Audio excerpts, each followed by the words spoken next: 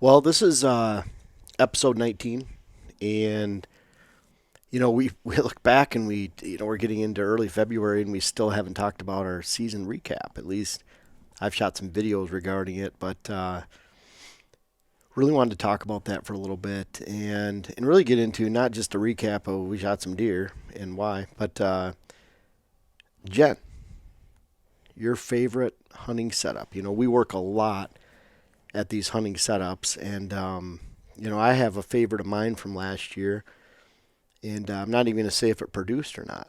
Sure. But what about you? I would say favorite hunting setup is still either going to be, I would say, between the Karen and that new redneck down there at the bottom. So the Karen we did two seasons ago. Right. You and I both shot bucks out of it, put a water hole, new road. The road was for access mainly. Right. And it was next to a bedding area. And that was a great setup. It was easy to get into and get out Well, of. what was really nice about that, and we have these setups, is we can manipulate the wind because we're Right. down low on a point Mm-hmm. with a draw going up behind us on our right and a draw going straight to our left. Right. So almost 90 degrees of draw, which means we're facing downhill, when the wind comes over our left shoulder, it ends up to the right. Right, exactly. So that's kind of cool with that too, how we can hunt low, get down by their bedding area, have the wind blow out of their bedding area to us, and then up into an open hollow, which we're not going to touch the timber there. No, It's we're a not. beautiful And timber, but and it is, and the reason we're not touching it is because that's where we access.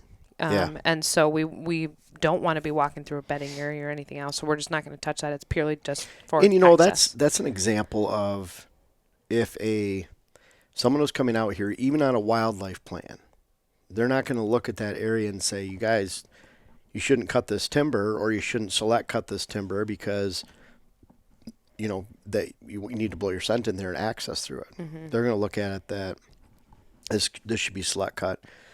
This is some of your best timber, and it's just going to be part of their overall quote management plan. Right. And that's the difference between where we look at property, and we do it every day. Over 300 parcels a year between our group, and we have to look at it. How does this make your hunt better? How does this make your population of wildlife better? Meaning that if you attract great wildlife to a certain location, then just spook it all away. That's even worse. Exactly, because then they're not going to come back, especially a mature buck. He may not come back, for part of half the season, Right. or it could take weeks and weeks for this deer to come back. So, Well, even our pheasant.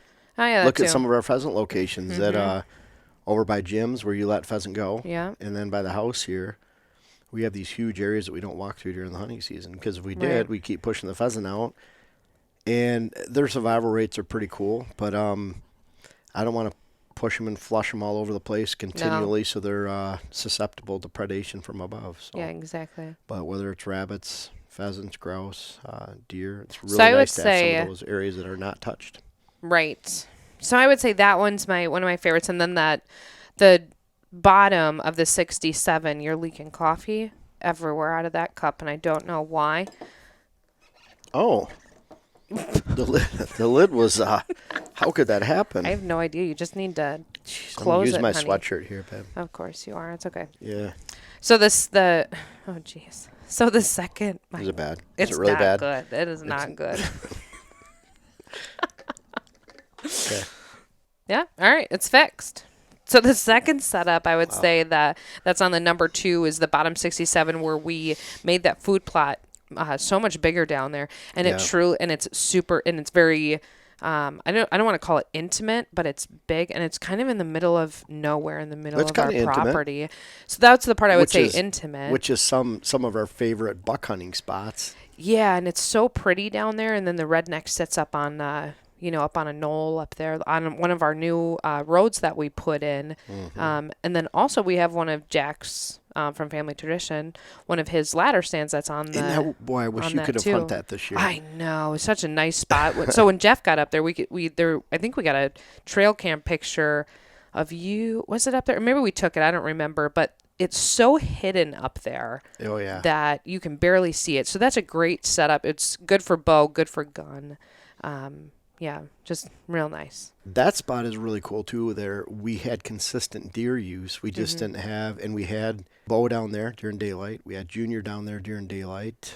I'm missing anybody else. There wasn't as many big bucks as we thought down there during daylight. I hunted it several No. times, and we are making it better because one of the things, especially with you being pregnant, is when we left the car. For one, we had to go down and we had to cross a real rocky area. You never even went through there. No.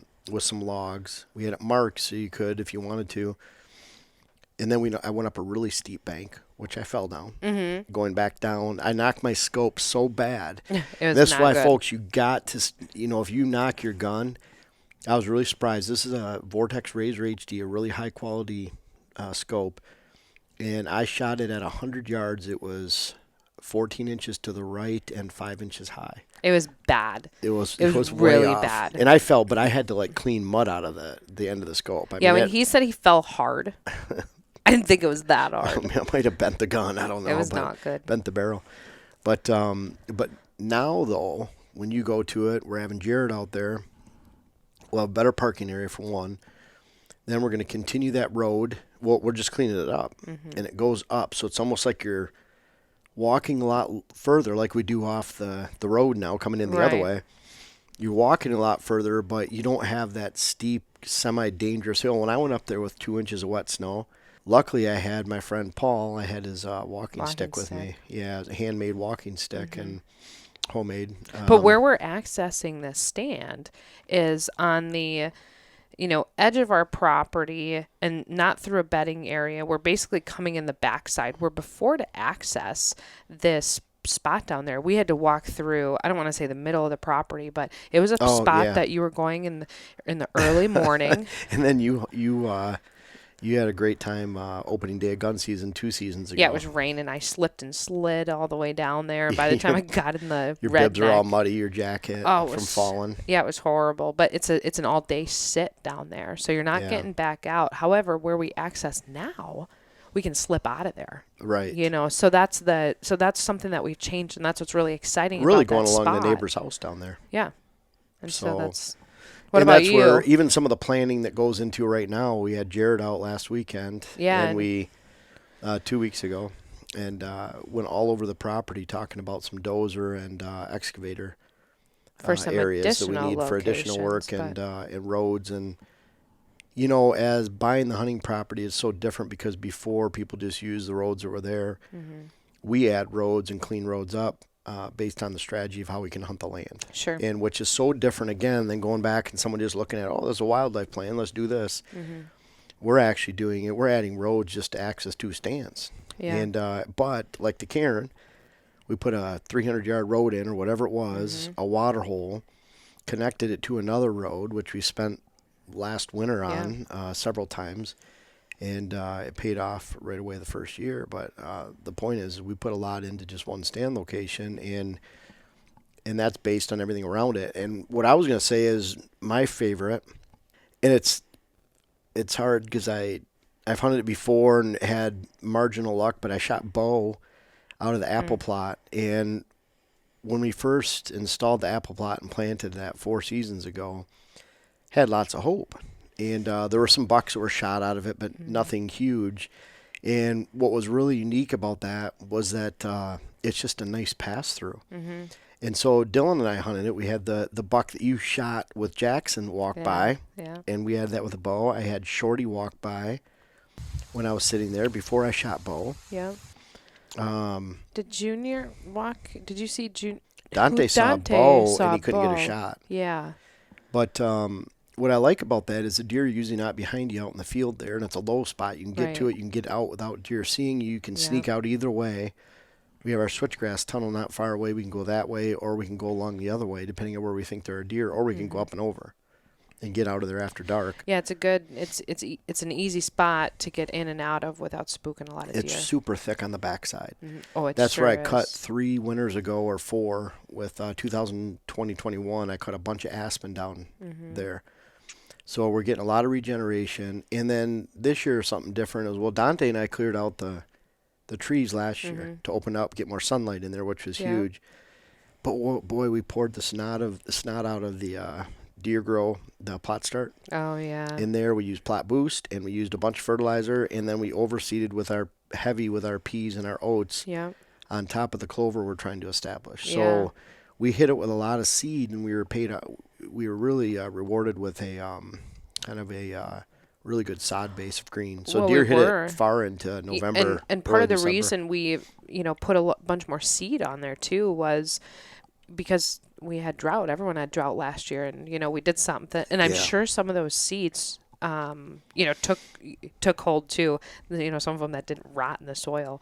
So I'm sure we have a large mixture of different seeds that were in there, but we never gave up. We just kept trying, and we kept Right. trying, and so and like you said, it really paid Well, off. we tried to catch the rain. Oh, we So I did remember one too. time, I think Wes and I put a bunch of seed in there, and then it didn't rain, I think it sprinkled, It did, it one or sprinkled. two sprinkles, and you're just like, which was last year. "Come on." Normally, if you get 4 days in a row of forecast with rain, you're Yeah, going to get a gonna day. something, and we Or didn't you'll get get anything. 5, but we didn't get anything Yeah. on many of those forecasts. We It's- didn't.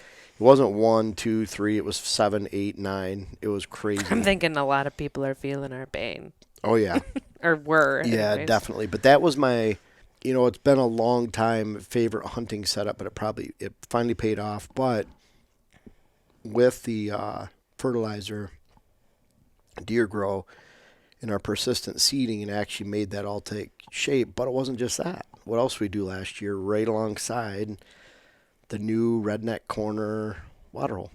We planted more switchgrass over there. Is that what you're referring to? No, the new Redneck Corner waterhole. Oh yeah, That's what I'm referring to. Oh, I'm sorry. But we Yeah. planted switchgrass before the red. Or Yes, the yeah, which is coming up, but Yeah. that's all coming in pretty strong. It's about a foot high. That'll be really high next year. But that water hole, and then we worked on the Redneck Corner bedding. Yeah. So then when we come into that stand, there could be deer in the bedding area, which is only like 250 yards away. The water hole's about 150 yards away. Yeah. And then it comes to that little plot. So You it's know, more of and- a connection of improvements. And we found too that we had deer bedding. Those does and fawns. We saw them, bedding right on that like little water hole a Yeah. couple times too. And the nice thing about that is, the canopy was so open. And when we Yeah. planted the Green Max Traffic, it was like this beautiful lush green in there. And it was, when you Really sat in nice. that stand, it was where you were. It was so, I don't want to say dark, but then it was like just this opening of, sun. So it, And then it drops off. right. So the deer are very down below or much. to the sides on the bench, and we can get in really quick. And that's another one of those stands. That stand on the apple plot is only, we use 12 feet of ladder sticks from Jack. So our ladder, instead of being 20 feet long, we only use 3 sections. So it's 12 feet, and I step down a foot to get in the stand. Right. So it's 11 feet high, and then the one at Redneck Quarter Water Hole, we used 16 feet. And that one's that one's 15 feet high too. But we have the cover owner in this beautiful red oak. Yeah, it's really nice up there. Yeah, and It's there's nice something that- else I wanted to mention. Oh yeah, and then the Redneck Quarter Water Hole, we had Ocho there. We had Bo, We've had We had LL Shorter, Beams over there. LO Beams, McFly. So Pokey? I'm not sure if Pokey was there or not. He could have been.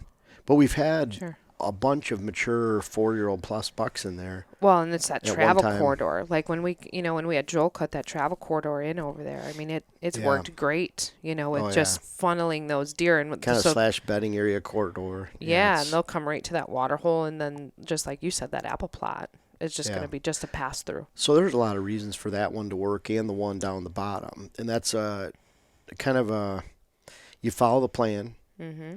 you build it, and then some years it's going to be incredible, and some years it's just going to be more of a dud. And Yeah. you have to look at the sign, the rubs, the scrapes, and literally there we could have one camera on that water hole in between the bedding area and the apple plot, and it would tell us everything that's going on in those Oh, 3 yeah. locations. Yeah, exactly. Well, we can look at the last 2 years of, hunting and just go, here we didn't have a lot of action. And then over on this stand we did. And then this year's completely different. Oh yeah. Well, Well, it's based on dead bucks or live bucks, exactly. which So kind of it's really interesting how things Oh, can yeah. just, change and, rotate over the years. and that's where it kind of leads us into how we did hunting. And I would have liked to have seen you shoot more bucks this Yeah. year, Yeah, me too. but we had our Jackson's young. I sat with him a couple times. You sat with him a couple times. He listens to me more than he does He sure you. does. Yeah. Yeah, he sure does. That's especially little boys and moms. But Yeah, they know that they can just take advantage, but either way, I talked about in the apple plot. I shot Bo. He was a 6-year-old target buck. Between him and Barry, I couldn't decide which one. It was one or two.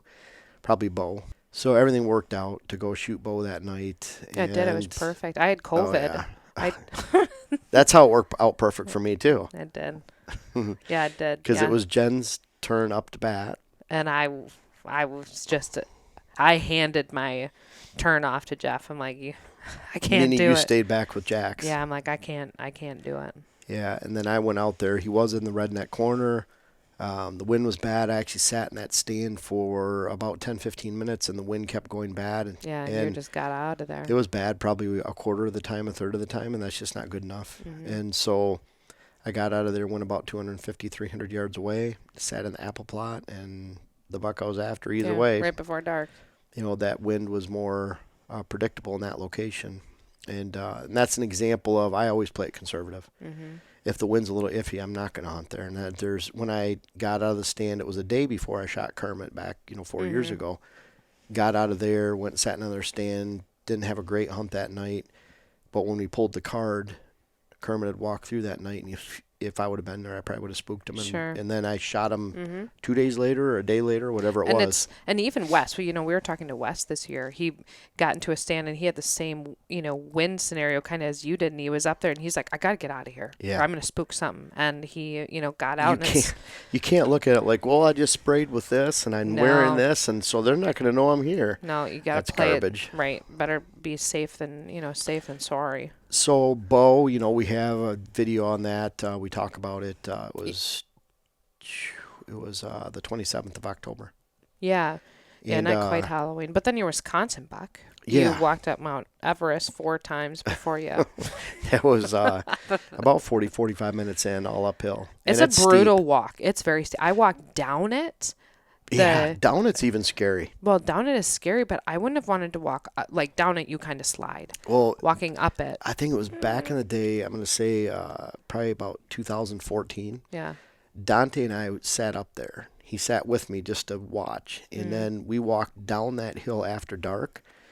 And Dante hit a rock, let's say almost bowling ball size, and it went down at least 200 yards. And when it hit a tree, it hit hard. it probably knocked that We tree just down. like, what is that? And we shine the flashlight, and you see this rock like skipping down, and then bam, way down there. It is and so steep. So coming up that, for you guys at home, it's in less than a quarter mile or about a quarter mile. It goes up about 450 feet in elevation. So it's got some almost level spots and then some super steep spots where you change elevation in 100 feet, 100 feet of elevation pretty quick. Almost difficult to walk. So I probably took like 7, 8 breaks going in there. Oh, it doesn't surprise me at all. But I went through the open timber, had the wind on my side, got to the edge of the property where we hunt, and that put me right into Yeah. position where, my number 2 target buck just came waltzing in. Yeah, Which kind of Beautiful opened it up buck. but it opened it up for you to hunt the number 1 there It did. in the rut. And it did. what was it? Your first sit in that? That was a special setup too. And was. we were just referring to Minnesota, but Wisconsin, the new water hole up on the left side. That's a good one. Oh my That's- gosh, we have 2 stands up there. Yeah, so the water hole just sits in the middle, and then we got a stand on this side and a stand on this side for completely opposite different winds. Meaning in the morning we can blow our winds off the edges because it's up high. Yeah, So opposite winds. Exactly. And in the evening we can hunt the one stand with it blowing back towards our access. right. So it's a beautiful spot up there, and I think I got in at maybe like 12. I was earlier that day, 12:30, 1 o'clock. Yeah. I think. And you're gonna sit till it was probably 6 or 5:30 or something. I think something like that, and he came, biggest deer I have ever seen on the hoof, and he's just like this. I think he's a 7-year-old, but either way, we've He's been just after him this for beautiful. He's a 9-pointer, but we call him the Big 8. Yeah. But just Which, on a side note, that's why we call deer names. People say it's stupid you name deer. You can only have so many. The Big Big 8, Eights or the the Big Wide 10. 8, the Big 10. Yeah, big And brow, so, tall brow tine deer.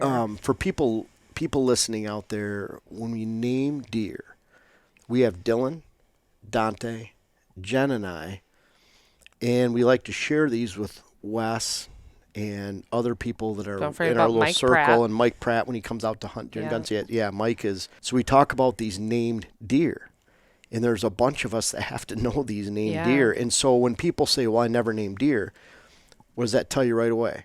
Probably hunting public land. Yeah.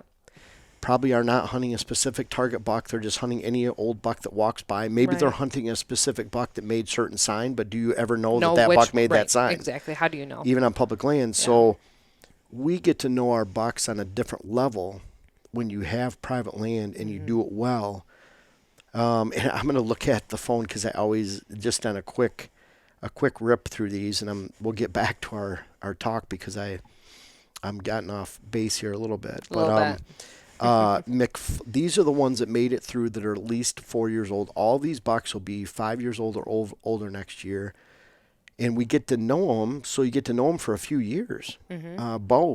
Barry, I had a chance at, and Well, I know, wounded. but even when those stories come to an end, it's not and we've talked about this before. It's not this like woo it's exciting. It is for a second, but it's right. But more, then it's almost like the bittersweet. Like that story is now ending. yeah. With Bo, it was sad. It was sad. There was some tears shed, and it was it was weird not seeing him Happy on camera. and sad tears. The next day. Oh, Anyway, it's sorry. really weird. Yeah. But McFly, Ocho, Elo Beams, Pokey, Barry, Newbie, Junior.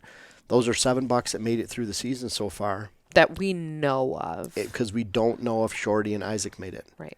So if Shorty and Isaac made it, we could have 9 bucks last year that are at least 5 years old or older. Mm-hmm. And of those, I just threw my head real quick. Barry, Isaac, Barry and Isaac would be 7. Mm-hmm. Isaac would be 6. Elo Beams would be 6. Yeah. And then the rest of those would be 5, I Yeah. believe. So that's, But I mean, how neat is that though? that's pretty darn you know. neat. I mean, and that's why you name them. Yeah. You know how many? Those are 9 bucks Yeah. that will be targets next year, and we can't refer to them as a number Yeah. or the Big 8, Big 10. Again, we get Mm-hmm. to know these bucks on a different level, and so that one, 4 seasons ago, I wounded him, the Yeah. Big 8, Mm-hmm. and so we called him the Big 8 because he was then, Yeah. and he was a 4-year-old, and so. He was 4, then 5, 6, 7. So yeah, he would have been 7 this year. Yeah, he was just huge. I thought it was going to be that perfect, like, we just set this whole thing up. That he walked in behind me. When did we set it up? Was it early it September? was early September. We It had was like the Jared week up there. before the season. It was. And We just looked at like, well, we're going to blow the early season here, but it's okay because we'll have it for the rut. Yeah, exactly. So that's exactly what we talked about. So when he came in behind me, there was no. It kind of drops off. So it's it's a little steep there, but there's not a lot of good areas. So when he popped up on the trail that Jared made, I'm like, he's gonna walk 10 yards in front of me, and this is gonna be the greatest thing I wish ever. he would have so I much. know. And then when he started walking, but this is the cool thing. When he started walking away from me, that's when I grunted. Yeah. To see if How far was he out? he was probably at that point maybe 40 yards, 40, Yeah. 50 yards. When I grunted, he kind of looked back and then he kept going. So when then I put my bow back because I'm like, man, he's gone. Like he just kept going, and then I grabbed my phone out and I'm like, I just saw the Big 8, so Yeah. I'm texting Jeff and all of a sudden I she look was so over excited. and he's coming back. And I'm like, so I put my phone back real quick, grab my bow, clip back in.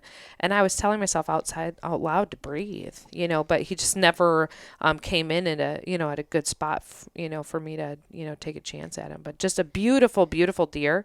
So it was really neat to And see what's him on cool the about hoof. that is it was afternoon, but because of the elevation, he came by on your downwind side, but your wind was blowing right over. Right over him, exactly. So that's one of the cool things about that setup. But back to your Wisconsin. It kind of gets into hills, you can cheat the wind. Yes, and that's the nice thing about, kind of being where we are is it is easier to cheat stuff like that. But Yeah, people think the hills are harder and they are more complex, but there's always a way to cheat the There wind. sure is. When it comes to hills, it doesn't matter if it's morning or afternoon. Right. So. But Which is so, what we talk about in our Hills and Thermals web class. I think we have Exactly. 18 videos. We Right. break it down, and that's a good go web into a lot of class. detail. But But yeah, back it's to very- yours, after you got up there, it was a long walk.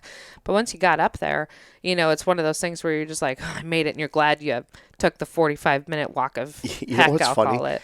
when you do that, you're so tired, and you get to the stand, and you feel like before you actually climb 20 don't feet into wanna. the stand, yeah, you feel like taking a little break. But Yeah. then I always tell myself I can take a break when I get in the stand. So Yeah. what I do is I clip my bow into the rope, I clip into the Hunter Safety Systems lifeline, and I get up there really quick. Mm-hmm. And then I look at it like once I'm up there, once I have my bow hanging, Then you can and just so I relax. probably sit sometimes for a half hour without putting face mask on. I always put my gloves on because I figure my hands are these two white flags in the woods when Right. I'm moving around. So, but leave my jacket unzipped Yeah. and just steam out for a little bit. And with moisture wicking merino wool layers, the First Light You dry stuff, it's pretty quick. incredible. Yeah, I love it because we're usually wearing light and heavy, or medium and heavy, Right. or light and medium, or just light. But yeah, it's some combination, usually two at a time with that too. So, but that was pretty cool because he came in, and the bad thing was I hadn't charged my battery on my phone, so then I get out and I want to do this whole video recap, and boy, I had to rush it. Yeah, I And- think you called and you're like, I'm getting down. My phone's going to die. See you soon. Yeah, and the cool thing was, and one of the reasons I felt confident about going down is I heard a crash, but I heard a double crash. Yeah. So this was bang, and that's usually them running through something, Sure. and then bang, bang, bang. That was like him rolling down Yeah. and dying, and sure enough, that's exactly Well, what and happened. looking back on the video, you made a great shot. Oh yeah, you know. yeah, it zipped right through. But what was cool about that is, Autumn was here for her baby shower this weekend, and but Autumn and Joey, you, Dante. Jax, Dante were all there for the Yeah. It's recovery. like we had the whole family. Yeah, Dante came up and we filmed a little bit right off the bat with him, and then Dante and I drug him down to the truck, which it's steep, so it doesn't. The big thing there was I had to take him over a log that was probably a 16-inch log, and I had a really hard time lifting him over, so I just left him there until Dante came, which you would probably rather me do too. Yeah, I would. But that was a case where the ditch was right there. Right. So if I went the wrong side of the log, I'm down in a 10, 12-foot deep, steep ditch, Right. which would have been dumb. And then I had to pull him side hill for like 12 yards, 15 yards, and then we could go downhill to the truck. Where Yeah, so it was somewhat of an easy drag for you. Yeah, that was the second one I've shot out of there. And, yeah, very easy getting them out. I'm thinking second one out of that stand. Yeah, it was. So, yeah. Yeah. Anyways. And then your kill, that was fun for my hunting. And of course, Pennsylvania, public land. Yeah, that was A lot of people, I don't know if they understand. I hunt public land almost every year. And what was so special about going out to Pennsylvania, for one, it was my 21st gun season opener. I've hunted there since '93, but I got to bring you and Dylan, and neither of you had been there. Right. So, and you were 20 weeks pregnant, I think so. and Yeah. you walked. What did Dylan say, or you said we walked I over 12 miles in 2 days, Right. and it was 900 feet elevation change going into our spots where we like to hunt up top in the saddles. So we put on a lot of miles. It was tough going in on opening day. It was. We went in the wrong way. But that's. I should know. It was better. still a nice walk, though.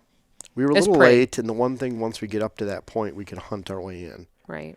which we didn't see anything. I would have rather we just went right up and went up the way Sure. we should have. Yeah. The way we did the second day. Second day. But that was pretty cool setting up. Had a really nice older buck come through. I don't know if he was 3 or 5, but Sure. he was mature, and he looked so similar to the one I shot in 2018. It was crazy. Almost They- in the same It was spot where almost you like they were sat. brothers. Yeah. Yeah. Same genetics for sure. Twisted tines and Real neat. yeah, that's always special on public land. I love going out there, and I'll ask you. I know the answer, but how many hunters did we see? None. Yeah, we saw none, which is And this- crazy. Well, it's crazy because I've hunted public land, UP, Michigan, Pennsylvania, Ohio, and I can say out of, I don't even know, like per season tag, that could represent 50 seasons. Sure. And I could count on one hand how many times I've seen another hunter. Which is just You wild. sometimes see them at the parking area. Yeah, but that's almost different. But at the moment you leave the parking area, it's like everybody vanishes. Yeah. And Well, it's because there's so much area, and no one wants to hunt the Northwoods anymore. They want to be down by the ag land because that's where they're going to become a hunting star. Well, and two, probably there's well that too, but there's probably not a lot of people that are, walking in the same areas that we are. No, You we're know. walking a lot further in. Right. We're sitting down with a purpose. and waiting for deer to come through certain saddles and points and benches, and we try to put it all together. Yeah. And, and the cool thing about the buck that you shot is you got an email. You want to talk about that? Oh yeah, that was awesome. That was super cool. Yeah, and they sent one to Dylan. I don't know if you knew that too. Yeah, But they yeah. sent it to both of us.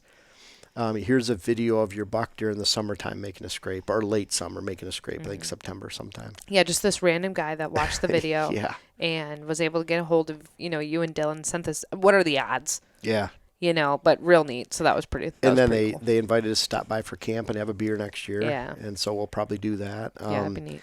And then we got from Allegheny Sportsman's Group out there. They have 300-400 members. They want us to come and hang out or speak a little bit, talk. Yeah, the if we night go there before or for something, next yeah. year. So, which I fully intend to do. We made it out there in time so we could go to dinner and get our tags that night. But why not get our tags and just go meet a bunch of cool people that Right. hunt in the same areas we hunt? Yeah. So I kind of rather do that than go to dinner. Yeah, that'd be cool. Looking forward to it next Especially year. if you and Dylan, all three of us can go again. So, Yeah, that would be fun. but so I had a good season, and number one target buck here, number two in Wisconsin, and then it was, one of my top 3 bucks out of probably 16, 17 I've killed out there throughout all those years. So about as good as it gets for me. Yeah. And then you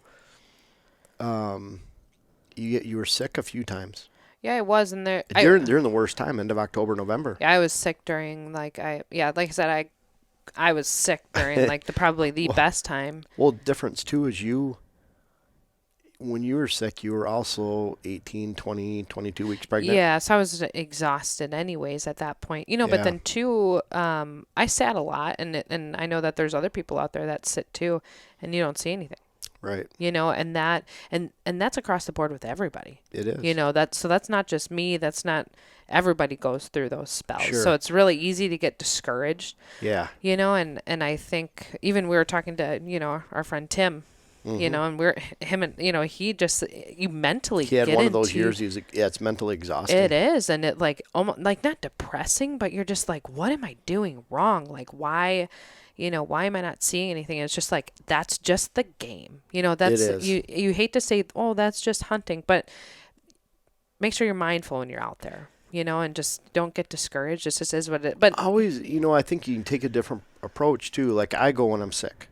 yeah. So during gun season opener Wisconsin, how many breaks did I take with you? Was it 7, 8? Well, it was In it a was spot where it's lot. normally 2 or Yeah, it was a 1 lot. to that point. Yeah, it was one of those where I'm like, babe, I got to keep going. And I literally had my hands on my knees heaving. Like, It was not good. and I probably had COVID too. I'm And, sure you did. Because it was right after you had it. I and think we, you're right. We verified Jen because she was pregnant. We just wanted to make sure everything was Yeah. okay. And then I get the same sickness. And, Yeah, sorry about that. I think it was 20 cough drops on opening day. I could hold my hacking cough off for about an hour. Yeah, it was rough.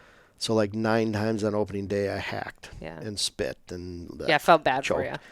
But that was bad, and that's the difference between you would have done that too, but being pregnant, it's a double whammy. Yes, as far as you're being tired. But opening day, do you remember how many deer I saw that day? You Was saw- it like 60? It was a whole bunch of deer. It was You saw a lot of young I bucks. did. It was a fun opening day in Wisconsin. And Wisconsin's a little bit different.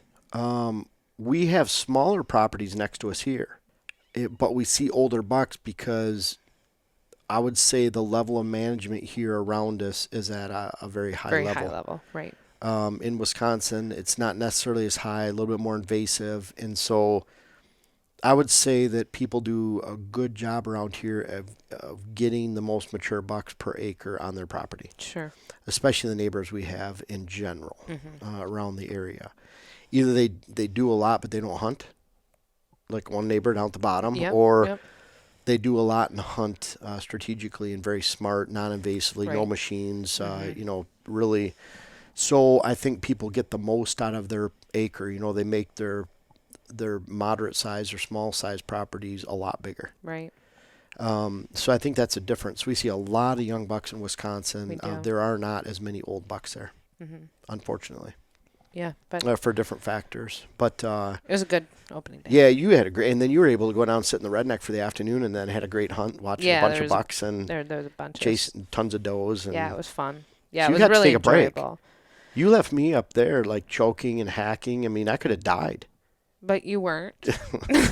It was bad. Yeah, it was not good. And then I'm passing up bucks that I'm like, oh man, I hope that one makes it to Jen. That 10-pointer, that I really would have tight smoked that with baby. curved up. Woof. Yeah, I would. I was hoping so much Yes. he would make it to you. And it was even like he was going that way. Yeah, I mean, just across the hollow, 300 yards. Yeah, And I was hoping. so I see him going that way, and then later on, all of a sudden, there's a nice, dang it, it's him, and he's going the opposite way now. He's like, But, hey, Jeff. Hey. yeah, I know. I know you're not going to shoot me. I was here before, and I was safe. So, but yeah. Anyways, overall great hunts. But Jackson. Oh yeah, I shouldn't say I got to.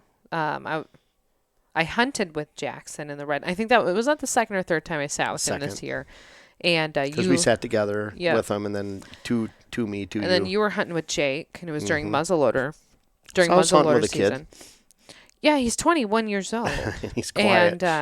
And so Jackson and I were going to, the redneck. And the nice thing about this redneck is that it's back far enough from like the food plot and even from the water hole where if you have a screaming baby, It's a screaming baby setup. it is. Yeah, if you have a screaming baby or people are yelling or it's fine. The deer aren't going to hear you. They're really not going to.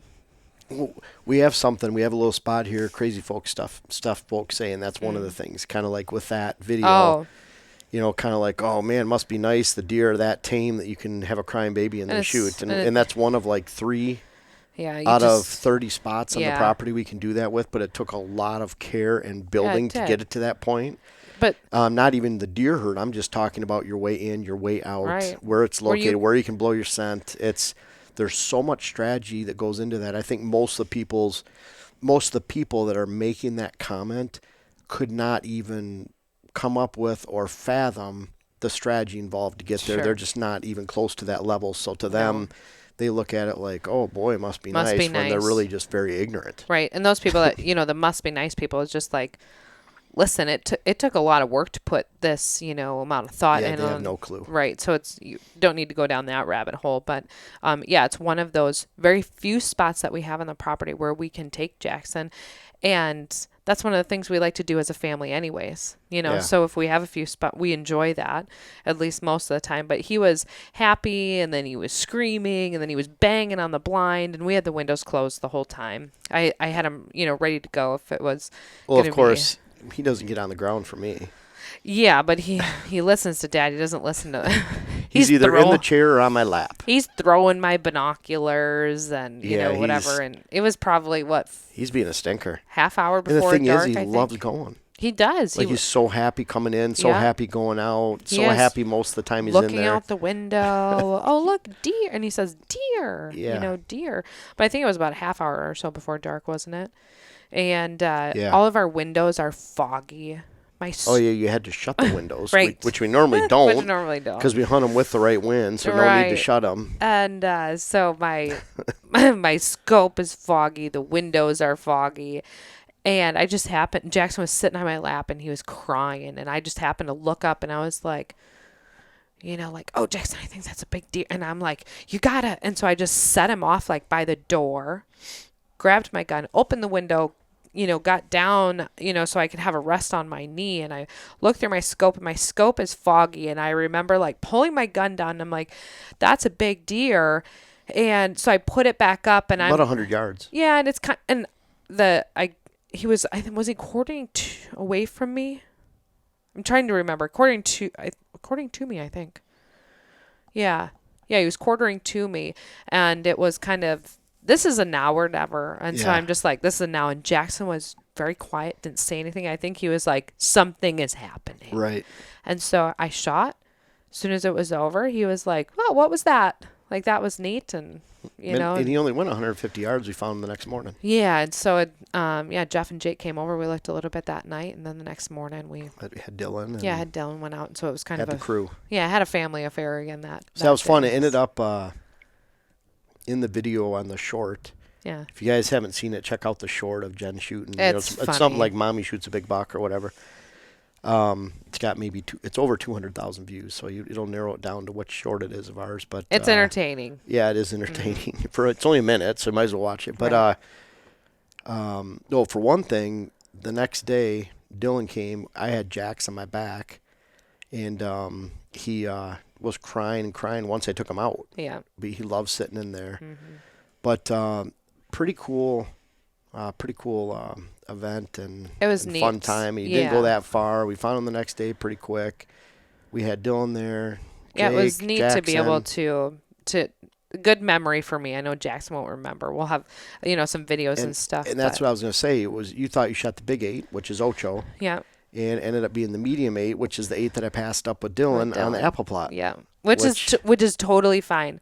I Yeah. am 100% happy with that deer, Well, we're especially getting them because mounted. right, especially because it was with Jackson. So Yeah. that'll deer will go in Jackson's room. It'll always be a mommy Jackson thing. But then Yep. too, like you've never shot an animal with Jackson.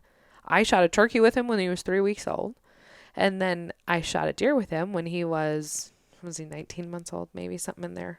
I don't know how old is he now. Anyways, he's somewhere 18, 19, 20 months Yeah. old. So you got to get yourself in there with that little boy. Maybe this year you can turkey hunt. Well, with at him. least with the turkey, I did call him in, You did. That is true. and I was there filming. You were there, but anyways. That was pretty fun. But it was a maybe I frustrating. can get that video to Dylan so you can put it in this. But Yeah. For me it was a little bit of a frustrating season, a very rewarding season, and then Yeah. bittersweet when it's over. yes, So definitely. there was a lot of it was kind of like a roller coaster through this season. Like Pennsylvania, doing that with you was probably one of the highlights. I would say maybe even the number one, being with you and with Dylan during that Yeah. hunt. Close enough to be to jump when you heard the shot. Yeah, I'd say didn't we figure like 500 yards apart I think and kind so. of around the corner, and you're in a different saddle. We were in another one Yeah, on a bench. And I jumped pretty high when when you shot, but again, good season, a lot of highs and lows. I think most people experience those, so I'm not Yeah. any different than anybody else. And it out all there. boils down to those setups, which is what we're, at least on the private land, is what we've been talking to Jared. And Jared, Right. he saw himself in the video today that I put out, the Yeah. February deer chores, and Yeah. he said, "Thanks for working me into the video." And I Sure. said, "Hey, there's no frost in the ground. Does this mean you're going to be out next week?" Yeah, see you next And week. he said, "No, I think it's going to be a little bit longer." Is what he texted me back. So Which I think kind of brings us to our next thing about having time management and the Yeah. stuff that we're doing. yeah, people ask, "How do you get all this done?" And we do a lot of stuff. However, look at the stuff we did last year. But it wasn't like we did 5-6 hours in a day. It was we took Not one. to say we didn't in planting time a couple other times. We definitely but did in those times. But I'm talking about specifically now. just little jobs. It was an hour or two here and there, and it was an hour or two on this day, and then an hour or two on that day. Like you did a lot of cutting, we did a lot of prepping and preparing for this last Consistently season. 2 to 3, 4 times a week For for us because sure. we can do it all the time. Yeah. But it's amazing, even if you just have to work an hour here and there on the weekend or Right. something once a week, every couple weeks, how much you can get done. You It, know, a lot it of stuff adds done. up like crazy once you get into the season, and that's why we do Yeah. our deer chores. Yeah, which is great. And then you get 'Cause to you just chip away at it. yeah. And then when you get to the middle of the or the beginning of the deer season, or the middle or the end, you're like, man, I sure am thankful that we it did all equals that. a mountain of work. Oh, it sure does. So- And the amount of change that it makes in the habitat. Oh yeah, quickly. Yeah. This isn't something that should take years. No, look. I mean, just look at the cutting we did by the beaver stand. Yeah. We're that Oh, how bedding. thick it is. Oh my It's gosh. beautiful. Yeah, you did that All the- last year. It's All the regen and all the briars was that came in. that 9 foot of that aspen regen. Yeah, that one aspen was 8 or 9 feet tall just in Yeah. 1 year, Just in 1 year. So it's which is crazy. yeah. So just the little stuff goes a long way. One of the things I wanted to dive into, just more, we like hitting some of the personal side of what we do for business, but some of the dumb stuff that people say online, and I can think I'll go first on this. Sometimes I hear it. I think people, and we talked about the hunting industry last week, people get so dang jealous, and that's the only reason I could think what it is. But Sure. someone the other day said, "Why does so and so hate you so much?" And those comments are just like off the wall to me, but I see them all the time. I even get people texting me, "Did you hear what so and so Yeah. said?" My response like that was, "I don't even know this person. I've talked to them one time in the last 10 years, Yeah. and it was 8-9 years ago, and I don't consider them a competitor. I don't consider anyone a competitor. We just do our own thing, keep our Right. nose down, and forget everybody else. I really don't care. That's probably the way you should do We things. do our own thing, and we enjoy success, and but it is crazy that people are so petty out there, and that they have to worry about this stuff. And I often think what miserable lives they Oh have, my gosh. that they need to worry about what someone else is doing so much. I have a really hard time actually paying attention and concentrating and managing our own stuff that we have going on. And like, I don't have time for Facebook banter on back and forth on different No. Facebook groups. I don't have time to go on hunting forums like I did back in the day when I was a real estate appraiser Sure. and had a few hours to kill during the day here and there. I just don't have time. So when I look at people going back and forth, I know people that are professionals in the industry that have been kicked off forums and then discussion groups on Facebook because they get so belligerent. Yeah. And it's just crazy. Just doesn't make like And so some of that Yeah. stuff is like, because it's like it's like, where do they have this time? Right. You know, other than, they're not doing as much. sure. We have so many different things we do in a week, 70, 80 hour work week. And then when I go on my client trips, client trips are crazy because I used to be gone for 11 to 12 days. Now I'm pushing that down, so I'm only gone for 7, 8 days. But even then, on those 7 or 8 days, they're true 14, 15 hour days or more with driving to, last trip, my first night, I had an hour and 45-minute drive to the client. But then I didn't get back to the hotel till 11:45 the first 12 night. a.m. Yeah, 12 a.m. the first night. Right. So and then I had to get up because I had an hour and 45 minutes the next day, plus put a video out. So I'm putting a video out and getting up an hour early. So literally, I didn't have time for dinner, didn't have time to even sleep enough to get up the next day. You didn't have time for any forums. No, that's just a joke. It's funny. And then the next night, I think I was back by 9:30, quarter to 10, so it got better. Yeah. And then after that, it got a little bit better. My normal time back to the hotel is around 8. So I remember in Gaylord last year, I had a trip where there was 8 clients in 9 days. And I think I was to dinner every single night between 8 and 9. And the place closed at 9 I like to go to and get to know the wait staff and everybody, the manager. In fact, the last night, they were so nice. They came to me and, I ordered something extra, and they came back and they said, "Well, just want to let you know that the manager is paying for your bill tonight." I'm like, "What do you mean?" And they're like, "Well, you always take care of us, and we like you coming in." But I was there consistently, and so I got a free meal that last night. But it was between 8 and 9 Yeah. every single night, and that's more normal. Yeah. But you never know. But No. anyways, yeah, I looked and looking like, man, I wish I had that much time. Not that I'd want to choose it to waste online, No. just moaning and groaning about what everyone else is doing. Yeah, but with some of those like forums, like there was a group that Yeah, because you know one too. You have a. I joined a switchgrass group. I don't remember which one it was, so don't There's ask. probably not a lot. There's probably not a lot. I don't, but there's one specific one that I joined because I saw it and I'm like, oh, switchgrass group, like this will Yeah, be we sell interesting. switchgrass. Yeah, we saw switchgrass. Like yeah, I you're, can you're go always and, wanting to know. A lot of people don't realize Jen is very inquisitive. So I am. she answers a lot of our seed questions along with Wes. 'Cause Wes is a full time, but Jen will get copied on those. I get copied on a lot. I'll make sure how they're answered. A lot of these they can just plug and play. They can and do them, but Jen will break it down. Kind of like she doesn't want to know the answer. She wants to know why. And that's when you know why, that's when you learn. Right. You can't just look at this buck does this. You have to look at it and just think, well, that's the pattern. I got him There it patterned. is. Why is he doing that? Because once you know why, you can apply it to other places on Exactly. private or public land. But And anyways, I probably ask why more often than I probably should, but I want to learn, so yeah, it's not a bad thing. right. So in there, I'm just, thinking, I'm like, oh, like we sell switchgrass, like I potentially could help Yeah. people based on the stuff that I've, Based on the thousands of questions we get per Right. year that you have to look that over. I have to answer and that, Yeah. I get knowledge from you from. And so I think I was in that group for less than a day. And I didn't even say anything in it. It was more so I just like, we're kind of like reading through to kind of see how the group was. And it was the amount of banter back and forth of all these, quote unquote experts of yeah. people.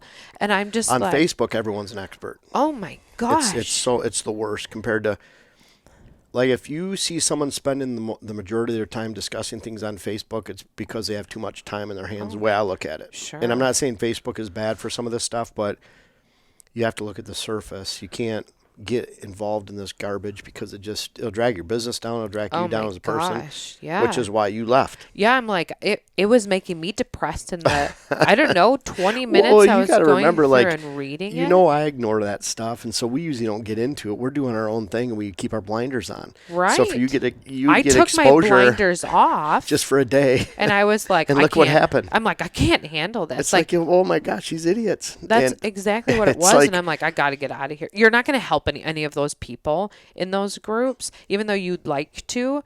You're just not going to. So it's just easier to like leave and let the maybe, I don't want to call them idiots, but maybe idiots keep on being idiots over here. Yeah. And that's where we like Instagram. yeah. The questions are more pointed and seem to be on topic. Sure. And there's not as many experts that come in. And with me, with YouTube or Instagram, when people cross that line is they want to supersede what you're talking about or question too much. And they usually do it not in respectful ways. You could tell they're used to being keyboard warriors and just get in their way. So when I see that on Instagram or YouTube, I just ban them or block them. Out. And I do that on Facebook too because it helps clean up the idiots. Yeah. And there's still those keyboard warriors out there. Yeah. But for the most part, you can control and clean them up, but you have to stay off those Facebook forums. Yeah, So well, that's funny because we didn't even talk about you doing that. You just didn't. looked. I just did it like, hey, you did it out of the goodness of your heart. Like, That's what I maybe I can thought. help. Maybe I can help with questions that I see and answers all the time. But no, they don't want. They don't want. It's kind of like small town politics. Yes. Where the good professionals in town that have been successful want nothing to do with the small town of 30,000 people politics because it's going to drag them down as a person. It's going to cut them off for 50% of potential clients or customers. And so those good people that are successful generally stay off, not all the time. Yeah. I'm not saying every small town is like that, but a lot of times they run away from those small town politics because there's nothing positive to be served in trying to help out because let's face it, these people aren't doing it for any money. No. Yeah, it's exactly. to be a commissioner or city commissioner or whatever it might be. It's a thankless job. School boards, a lot of times you don't get the best people on there because they don't want to alienate their friends and customers and clients. Yeah, that was part of that's these hunting forums. Yeah, and that was part of the reason too that I got out because the moment I say anything at all, someone's just gonna, who is this person, and then see what where I work or what I do, and then it's just so I don't even want any of that drama at all, and so I'm just gonna take my helpfulness to our emails. And I can honestly say people can be pretty sexist. Oh, for sure. In the hunting industry, they look at it like, I'm not kidding, I've seen it. Jesse's dealt with it. Oh, yeah. Jesse's the one that she handles all our incoming emails, all of them, like 10,000 a year, maybe 1,000, 1,500 for clients, and then the rest of anything and everything. And there's been people on there that have talked to her because she's a woman, they respond this way, and then I talk to them usually to say, we're cutting ties and never talking to you again. I don't appreciate the way you talk to Jesse. I don't want to talk to him. We had a guy specific, not to go on a tangent this year, that and it was with me, and he asked a question and I went too in depth with his question. Like when I say I answered it, even Jeff told me. You tried to help too much. I tried to help too much. But the information that I gave him was good info. And it came straight from, we were working it together on the couch first. Right. On the couch first. Yeah. And then sitting in bed one morning, it came through again. Yeah, like 6:30 in the morning, whatever. Yeah, and so I tried to help. Yeah, so I tried to help this guy, and what a jerk. it just turned like this guy was basically like, so you can answer this much of my question, but you won't do a phone consultation with Jeff that I can pay you for. This is the most ridiculous thing. And then finally, I think Jeff sent him an email that said, like, thanks for trying and have a great And if I day. send you one of those emails, you can do whatever you want with it. I don't care if you share it online. The whole point is when you respond, I delete your response. I don't even look at it because I don't care about who you are at that point. And Right. we keep your name in a file, and we will never do business with you. So we don't sell you seed. We don't sell you books. We don't do anything with you because you cross the line, and we don't have to do But it anything was so with you. disheartening. Like, I felt We so won't bad. give your name to any of the guys for clients in the future. We don't want to work with you. Just you're on a Yeah, I wanted do to not help. work with list. but- And there's only about 5 of you on there, so you really count yourself fortunate. So, but kind of like those forums, you just want to help, and then you just get, slapped in the face. So you just don't do it. well, But what you've probably learned in this too is that the customer is not always right.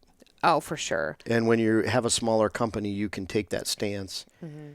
of people cross the line, and you just kind of, we just need to write them Right, off. move along. Who cares? But so another like dumb thing people say, it just came to me. I remember reading over the hunting season, and this always gets brought up on any sort of forum, or somebody posts something somewhere about my ATV or my side by side driving it to the stand. Yeah. I'm in a tractor all the time, and these deer get so close to me in the tractor. They get used to it. They get used to it, and I'm not gonna spook deer if I drive my ATV. The kind of deer that get used to that aren't the kind of deer that you want to shoot if you're really into hunting and a passionate whitetail hunter. Right.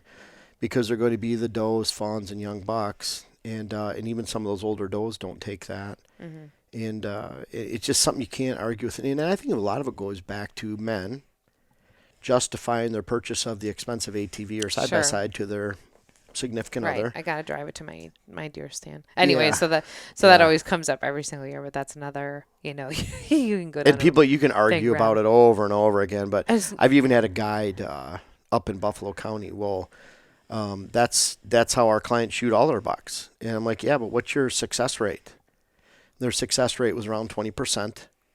And I said, our success rate has to be 100% a year plus one. Mm-hmm. So meaning that I want to shoot a buck in Wisconsin, Minnesota, and if I go on public land, I want 100% success on at least my first target buck. Mm-hmm. And like this year I missed Barry, so that kind of sucked. That was my second target buck. But the bottom line is I can't accept 20%. Our standards are much higher. So their standards, 80% failure rate, if you want to keep using the ATV, maybe equate the 80% fail rate to the ATV, but I don't think that's really what they care about. The point is that's Yeah. what they do, and they don't want to hear anybody else's opinion, but even if it makes sense. So we'll move along here and kind of doing a recap of everything. And a lot of this has to do with stuff that we talked about during the season, but most misleading deer science. Do you want me to ask you yours right off the bat? You know what you were going to talk about? Or? Sure. Well, what Jen, is that, what's little Miss yours? Jen? Yeah. Food plots. Hey, did you get new glasses, by the way? I did. Those are pretty hot. Thank- Just saying. Yeah. I don't know Anyways. if you can say that on a podcast. Oh, okay. Those are beautiful. Thank They you. make your face look stunning. Thank you. Okay, there you go. You're welcome. Anyways, food plots. There's a lot of, I would say, misleading science on that. People saying you just need good habitat. You don't need food plots because deer are going to come if you don't have them. Well, they're not. Right. You can just plant a bunch of apple trees. I know there's this website I see they're selling a bunch of chestnuts and stuff too, which is great to have. Those. That's funny you found that. But yeah, Yeah. we don't need. So I have a client in West Virginia because that's an area you can actually grow you can grow good chestnuts as opposed to Michigan or Wisconsin or Sure. Minnesota. Not to say you couldn't have an exception somewhere. Now the but, blight just killed, a bunch of ours. Well, they had 60%, or 60%, 60 chestnut trees. Yeah. They all drop prior to October when the season begins, and he said almost every one of them's gone before October. Sure. Someone else says, well, they did a good job feeding the deer. No. No, they don't. Because if they're not dropping, if your food's not top shape during the middle of the hunting season, It's not good. They're didn't not do going to any be good. there. You couldn't build a herd. They're Right. dying on the neighbors then. I mean, they're just it's so counterintuitive to.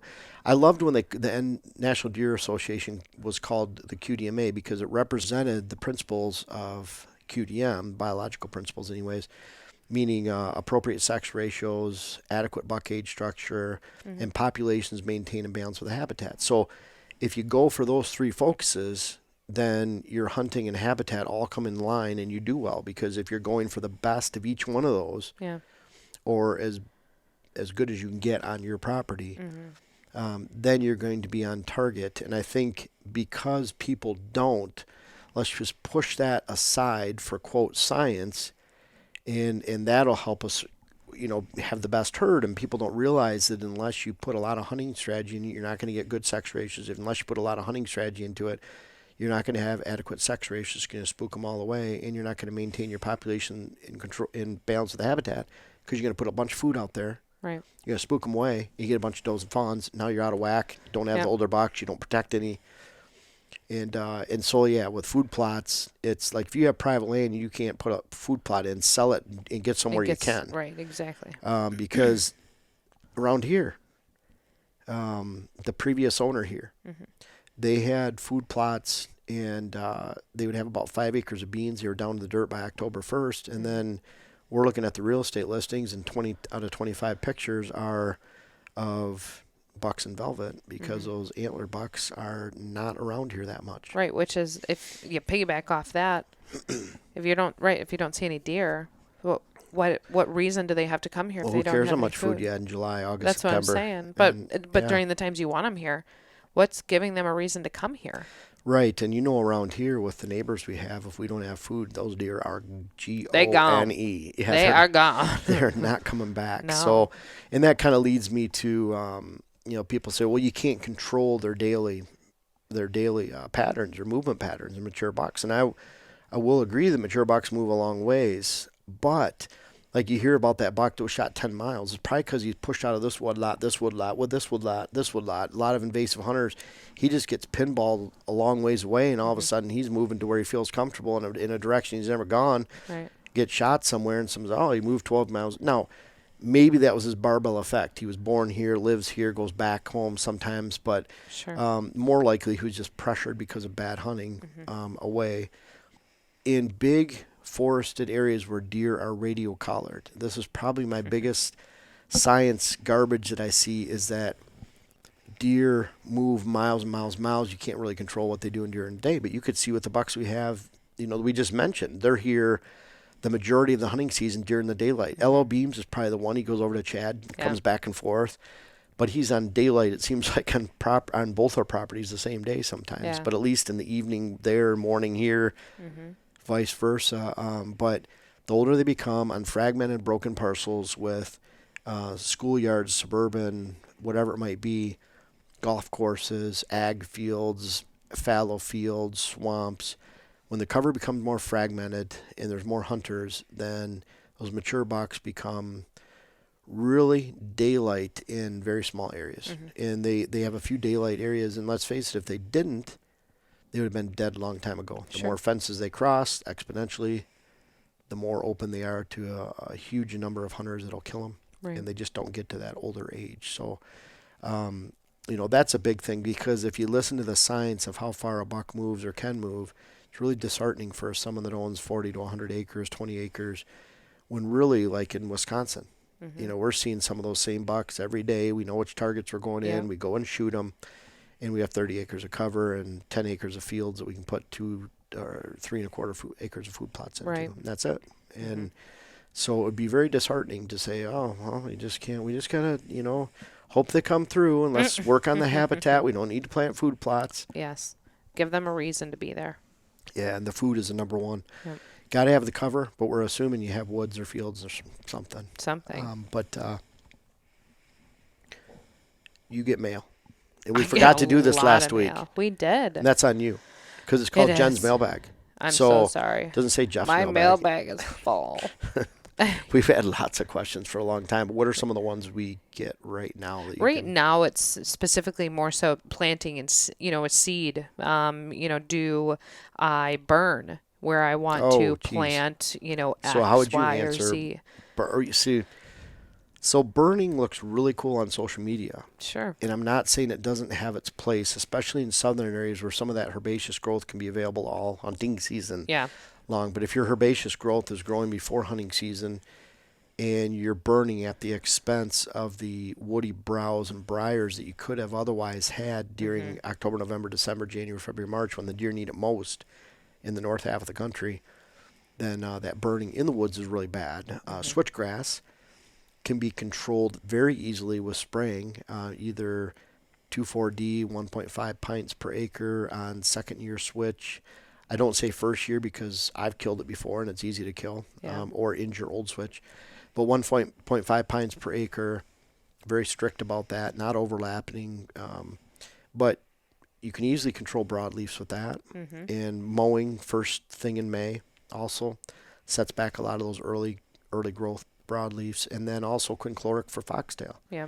5 to 7 ounces in that second or third year. When would you recommend someone burn? Burning can be an option when you get a lot of invasive shrubs and trees coming into your switchgrass, or shrubs and trees in general. Briars, not a bad, maybe your switchgrass is a little light. It will thicken the stand. It'll get rid of that woody browse, or woody growth. But you can also go in there and spray 2,4-D and Sure. And also quincloric for foxtail. But when you want to get rid of some of that woody growth, you can do it with chemicals a lot of times more effectively and efficiently than you can burning. I'm not saying burning doesn't work. I'll give you an example. Someone I know in Michigan lit like 40 acres of swamp on fire accidentally with his ATV when it was getting hot, and the ATV caught on fire. He flipped it over. All the gas came out, Chad. And it burned down I think 7 fire departments. No one was hurt. He could have been killed several times. He just ran through areas where you didn't see as much flame and eventually made it out of there. Wow. We were walking on his property a year or two later, and we saw a melted handlebar sticking out of the ground. Oh my And that was his goodness. ATV. We didn't even know where it was. And Wow. anyways, he had a lot of woody growth in there.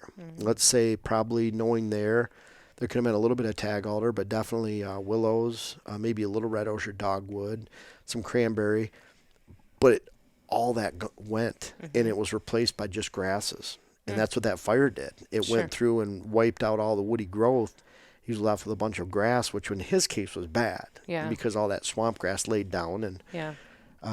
so anyways, I've had switchgrass growing in Wisconsin and Minnesota here. I think we're at about 18 acres.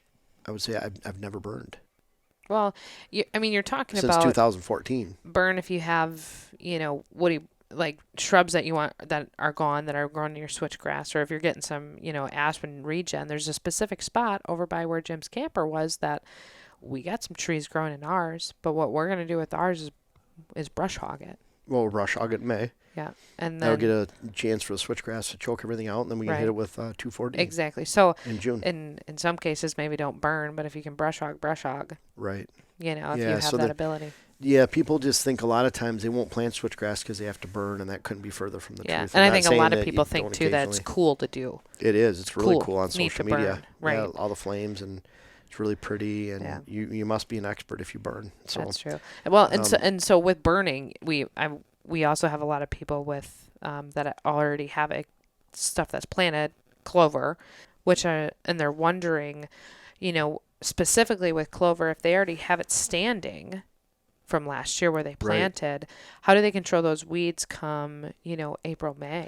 And what do there's they a few do? different things. One of the things, a lot of those weeds come in the form of grasses, and you can use clethodim, which is a grass-specific herbicide, kind of like 2,4-D for broadleaf, and so that'll take it out. You can also use 2,4-DB, which knocks out all the broadleafs except for clover, so it'll knock out your chicory, most of the time the alfalfa, the birdfoot trefoil, like the goodies we have in our mix that you want.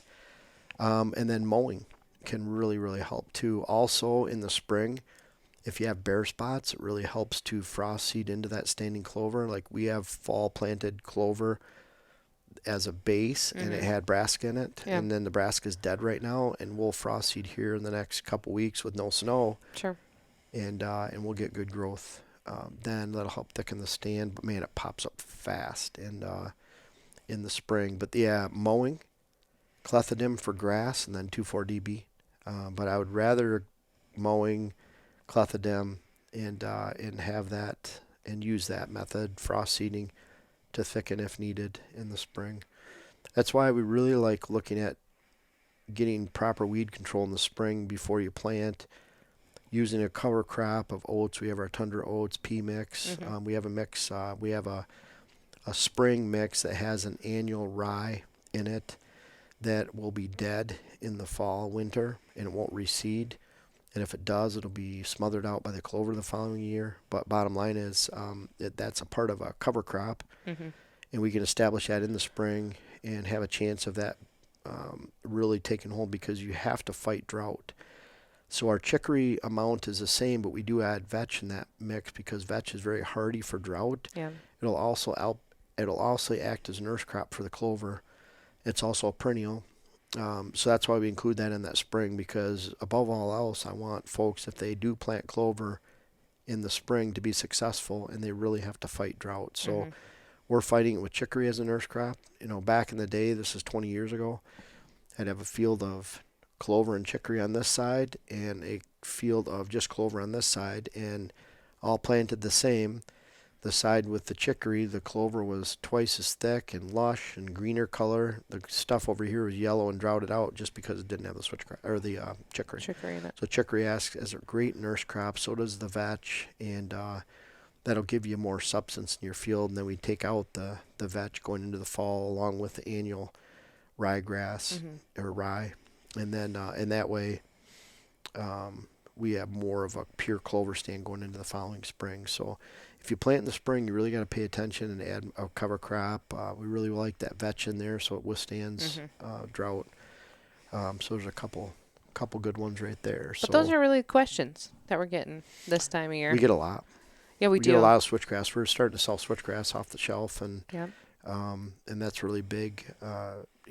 February is the time where our sales really pick up, and they are right now. I Well, know Wes and- is working hard. And it's Sunday right now, and he was here today, so Yeah, which I feel bad. He's going to clients tomorrow and Tuesday though, so Yeah. he felt like he had to get in here and box seed, and which was nice, but yeah, it was nice. He's just a hard worker. yeah. So, Well, and it's warm. It's 40, 50 degrees in oh, February. yeah, people are really thinking about food plots. Yeah, they sure are. And getting stuff ready for spring. And in clover, if you have food plots from last year that were chemically controlled and you have pretty bare ground with not a lot of weeds going in, great time to frost seed then into it. You should have already put that in the fall, but you still can put it in Yeah. the spring right now, and you'll get a great hold on that, and then you can maintain it mowing, spraying if needed, Yeah. especially the clethodim for grass during the summer, and hopefully have a good stand this fall. Yeah. That's what we're working on in a lot of our small plots, like the apple plot. Yeah, we want we that sure all are. pure clover going in there, and so that brings us to, we've made it through our list for today. I hope you guys have enjoyed, but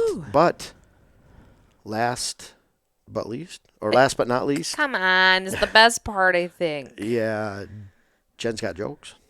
The best joke of the day, I think. Oh, I've heard it, and I okay. think it's funny. Okay. Okay. Why would you bring an extra pair of socks with you when you go golfing? I don't know. We don't golf. I mean, like once or twice a year if we can. I mean, it really, it'd be fun to go with you someday. You're just Why? supposed to say why. Right. Why? Why?